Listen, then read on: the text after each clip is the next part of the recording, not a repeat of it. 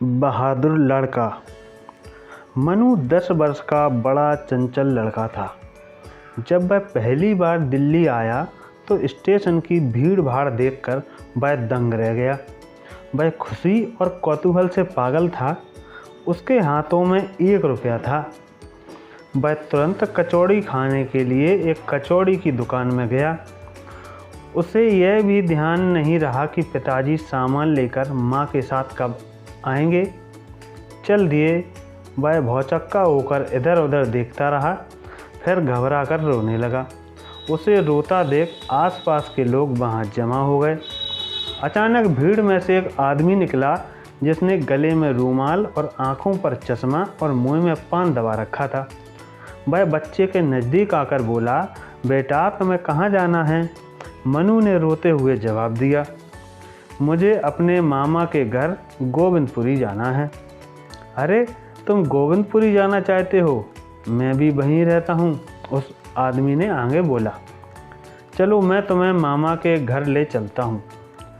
मनु एकदम खुश हो गया और उस आदमी के साथ चल दिया।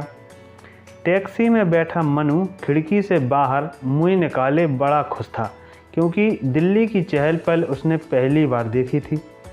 अचानक उसने महसूस किया कि वह आदमी उसे अपनी ओर खींच रहा है। जैसे ही उसने उस आदमी की तरफ देखा तो उसे उस आदमी के हाथ में चाकू देखकर दंग रह गया। वह बोला, चुपचाप अंदर की तरह मुंह करके बैठो, आवाज़ मत निकालो। मनु चुपचाप बैठा, अपने आप को कोस रहा था। अब क्या करें, यह प्रश्न भी उसके मन में बार बार गूंज रहा था। अचानक उसे अपने पिताजी की बात याद आई। संकट आने पर कभी घबराना नहीं चाहिए, वीरता और बुद्धि का प्रयोग करना चाहिए। अचानक एक चौराहे की लाल बत्ती पर गाड़ी रुक गई। मनु ने अपनी फुर्ती दिखाई, उसे झट से गाड़ी का दरवाज़ा खोला और भाग निकला। मनु आगे और वह आदमी पीछे पीछे दौड़ रहा था। यकायक मनु की दृष्टि ट्रैफिक पुलिस पर पड़ी।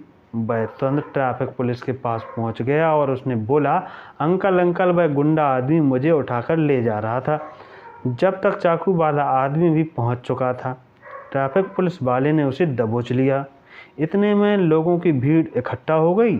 लोगों ने आओ देखा न ताओ बच्चे की बात सुनकर उस आदमी को पीटने लगे। मनु को पुलिस उसके मामा के घर ले आई।